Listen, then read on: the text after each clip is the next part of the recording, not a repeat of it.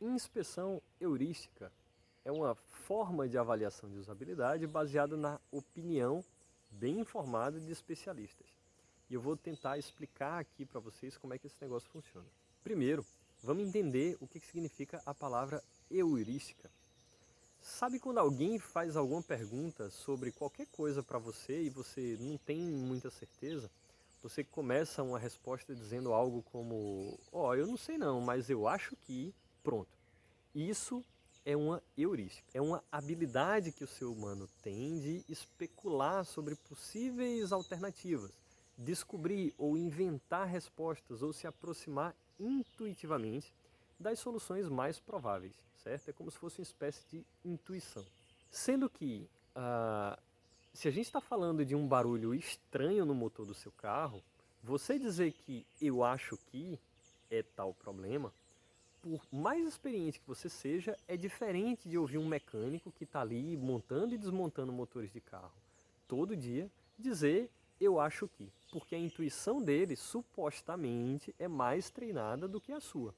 O cara provavelmente é perito naquilo dali. Então, quando a gente fala de inspeção heurística, César, a gente está falando basicamente de uma inspeção baseada na intuição de um especialista, de um perito?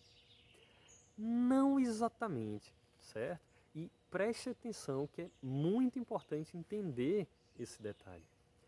De fato, a inspeção tem que ser feita por um especialista em design de interfaces. Mas esse especialista não deve se basear só na opinião dele. Ele vai ter a ajuda de uma espécie de manual técnico, de leis gerais da usabilidade. E essas leis gerais são conjuntos ou regras ou listas de sugestões publicadas por algum autor, pesquisador ou consultoria relevante e largamente aceito pela comunidade. Os conjuntos mais famosos dessas leis gerais são as 10 heurísticas de Nielsen e as 8 regras de ouro do Schneiderman. As 10 heurísticas de Nielsen foram propostas pelo Jacob Nielsen, lá do Nielsen e Norman Group, que eu já falei para vocês que é uma das principais consultorias de UX e UI do mundo. E talvez esteja aí entre um dos grandes responsáveis, de fato, pela popularização e a importância que esse lance de usabilidade alcançou nos dias de hoje. As heurísticas de Nielsen determinam coisas que são importantes na interação do usuário com a sua interface. Por exemplo, visibilidade, flexibilidade, ajudar o usuário, prevenir erros e vários outros princípios. As 8 regras de ouro do Ben Schneiderman também são bem interessantes. Schneiderman é um professor da Universidade de Maryland, nos Estados Unidos, e também é referido aí como um dos pesquisadores fundamentais dessa área de avaliação de usabilidade. Vale a pena você pesquisar aí e dar uma olhada.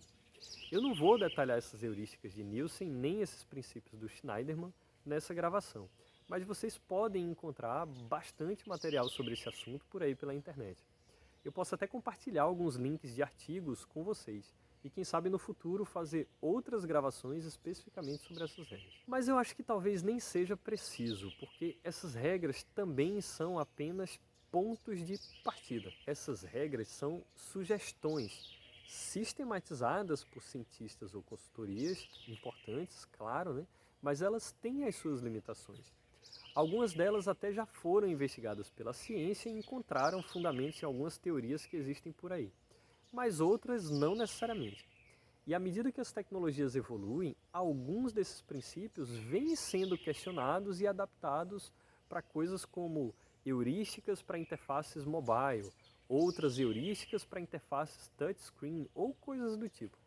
Mas no geral, as 10 heurísticas de Nielsen continuam sendo bastante bem referenciadas aí nos dias de hoje. Então, como eu falei, esses conjuntos de princípios são um ponto de partida. Com base neles, os designers avaliadores vão criar o seu próprio checklist, que podem inclusive ganhar outras regras e princípios de acordo com a experiência do próprio designer, ou com base no conhecimento acumulado pelo design system daquele produto. E aí, finalmente, esses checklists vão ser utilizados para fazer uma inspeção do produto.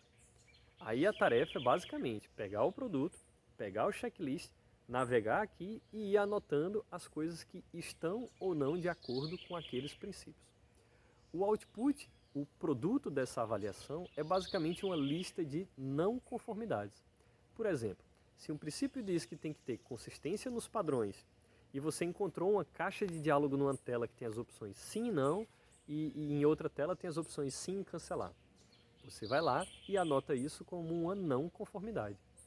E sempre que essas distorções das heurísticas forem sendo encontradas, a gente anota e considera que é uma possível falha de usabilidade, porque na verdade ela é uma falha em potencial, né?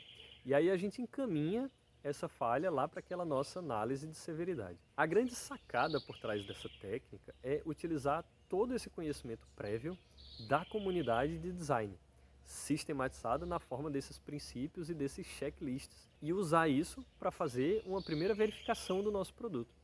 E aí, na verdade, é como se a gente estivesse falando basicamente de uma inspeção baseada na intuição não de um, mas de vários especialistas. E isso é uma mão na roda para o nosso projeto, certo?